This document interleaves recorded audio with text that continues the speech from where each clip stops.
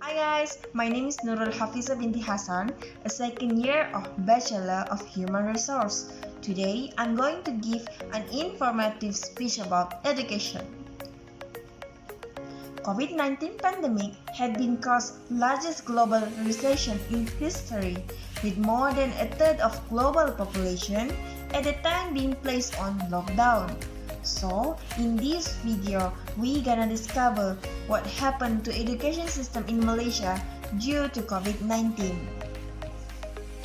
As usual, a school session will start on 1st or 2nd January of the year.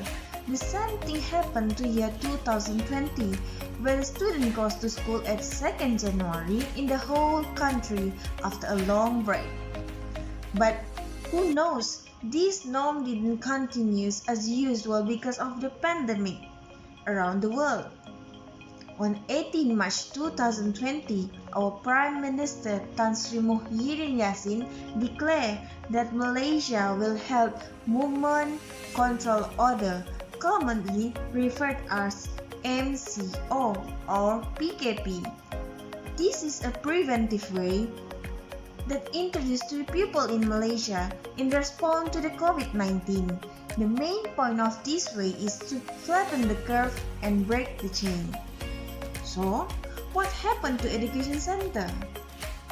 All nurseries, government and private school, including boarding school, international school, tahfiz center, primary, secondary, and pre-university education institution, public and private university, and vocational training center closed in force. So, how the education continue given to students during COVID-19 pandemic? COVID-19 pandemic led to the closure of education center, but the education didn't stop at this situation. Even though during MCO school are closed, the learning and teaching process still continue at home. With this situation caused, educators and students learn to use technology to communicate with each other. Virtual class are held and the main platform used is Google Meet. Educator will set the schedules so the student can be ready to join the classes. Other than that, educator also give a handout of homework. Parents are told to take turn to get the homework at school. At this point, the responsibility to keep students stay to get the knowledge is also carried by parents. This way of learning continue in 3 months.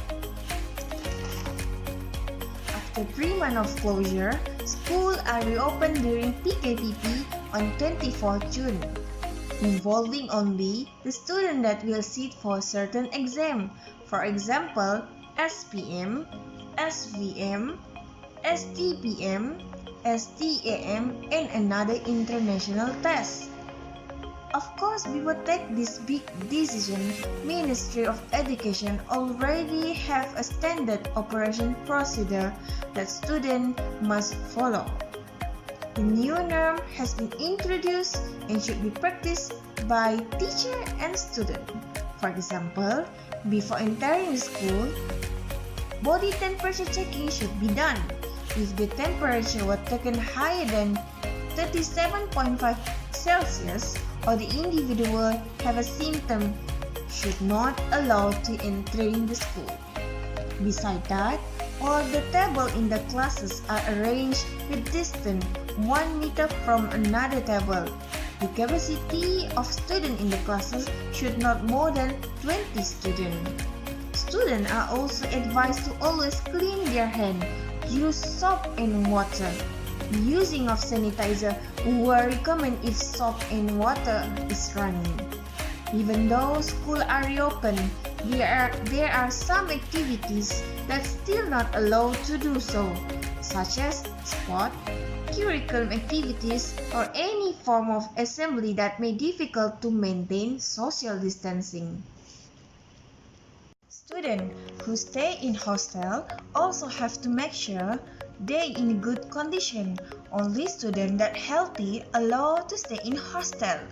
Social distancing is the main rule should follow. Beds are arranged with distance 1 meter away from another bed. This change may bring inconvenience to each people, but we are dealing with the invisible enemy. The only way to overcome this problem is maintain safe distance with each other. So, that's a little information about what happened in school. The next sharing is what happened to university students during COVID-19 pandemic. Different with school students. During movement control order enforced, school students already have a school break. So that means they already stay at home at that time. University student is still having their classes or exam in university. The announcement of movement control order made the university student trapped in their university. Students are not allowed to leave university. So, how do the students get the food supply if they stay in university residence? Don't worry, the university play a role by giving free food to their students. The food supply delivered to students. This because to avoid people from gathering that may difficult to maintain social distancing. The schedule of learning had been changed. Any form of gathering, include classes in the classroom, are prohibited. Classes are held in virtual class. The next semester was suspended until a new date are told. All the exams also suspended.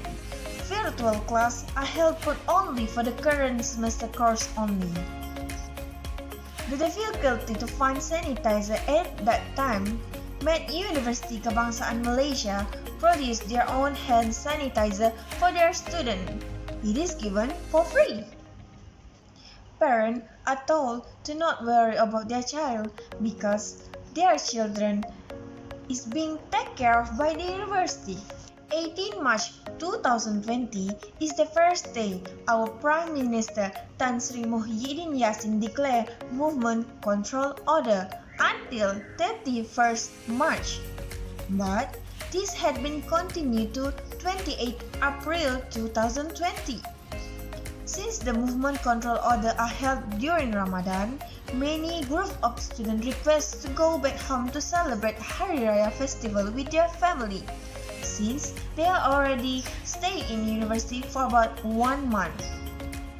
Taking into action with student request, our Prime Minister give a permission to students to be sent back home to their family, but in one condition.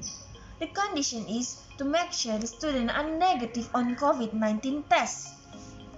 The university, along with Ministry of Health, make COVID-19 swab tests to their students before they can send back to their family in stage. Again, all of this happened for one reason. It is to break the chain of spreading the coronavirus. We know we want to celebrate Hari Raya festival with our family, but we also want to keep our family stay safe at the same time. After all the long process is for costs, including swab tests, transportation, and food were 100% funded by the government. Thank you, PM. In conclusion, we, as a responsible citizen, should follow the standard operation procedure that had been introduced by Ministry of Health. Each of us should play our part by washing our hands, keep social distancing to stop the spread, slow it down and flatten that curve, so we don't overwhelm healthcare system. Let's educate our family to do so. We need to win this battle, so our children can go to school safely without even worry about the situation. Don't let our selfishness ruin other people's life. There is more generation that we want to educate so they can work for our country in the future. Thank you for watching my video. Have a nice day.